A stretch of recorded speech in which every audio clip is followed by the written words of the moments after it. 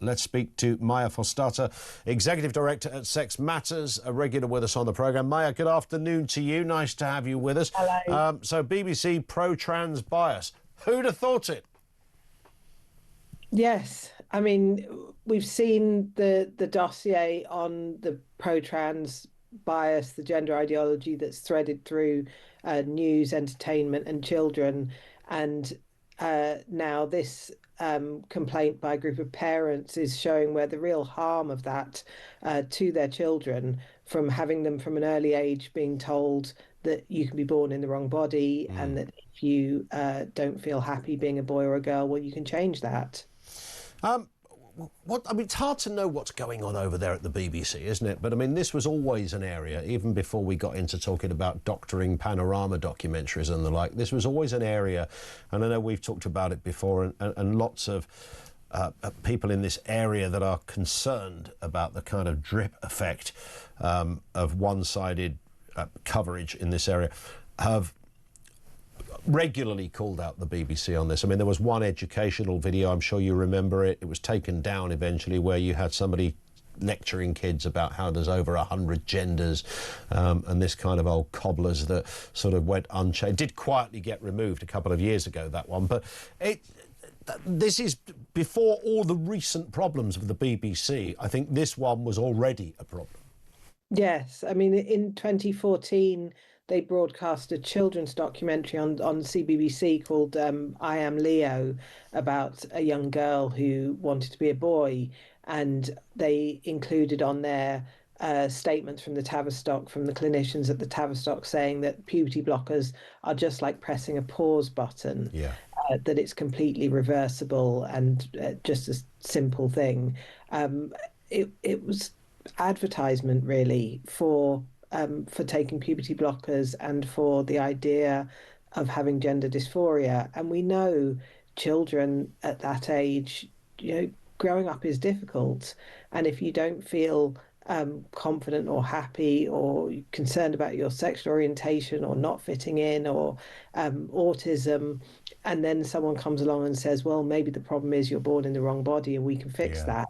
That's very attractive to a group of children, and it was after that program, that the referral rates to the Tavistock shot up, particularly of girls. Yeah, and I was hearing somebody quoting a parent who said they knew their kid, that they knew their child was trans because they liked boys' stuff and playing mechanics or something like that, which is, I mean, just the most bizarre leap of judgment on your own child. I don't know who indoctrinated that parent, but it's that kind of thinking. Oh, my daughter likes wearing, boyish clothes and climbing trees, so therefore she might be a boy. I mean, what kind of half-wit comes to that conclusion? Well, but if the doctors tell you that it's a thing, and if the BBC tells you it's a thing, we do put our trust in these institutions. Yeah.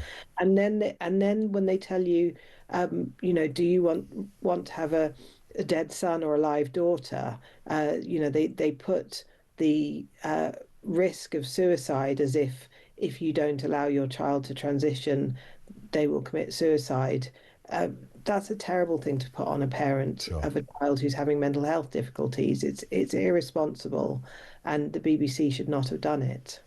Well, we talk about the BBC being a bit bonkers, which is almost humour, adds humour to it, but it's not. But another area is Bristol Council, because they've just given the go-alight for the Greens, Green councillors, to carry placards, if they want, at meetings with "Trans women are women" on them. A complaint by a former legal chief alleging intimidation and bias was rejected as political expression under the code, and around 18 Green councillors who'd previously walked out during a gender-critical questions period then turned up with placards on the 4th of November. I don't know what's wrong with these people, Mayor. I don't know whether it's an illness, whether they are just stupid, whether they're just so wedded to an ideology, or whether they're rebellious, or maybe it's a mixture of all of the above.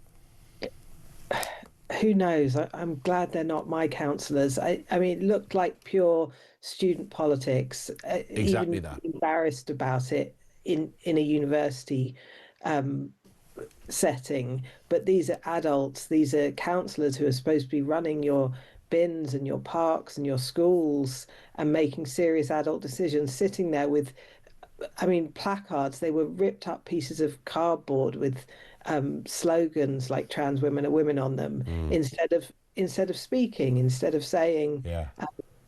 this is the law that we need to follow and implement, and there are different views, there are different interests, and we're here to deal with them in a democratic way. But just waving these pieces of cardboard, it was pathetic. Just a bit. Mayor, thank you for your time. Always appreciate that. Mayor Forstater, Executive Director at Sex Matters.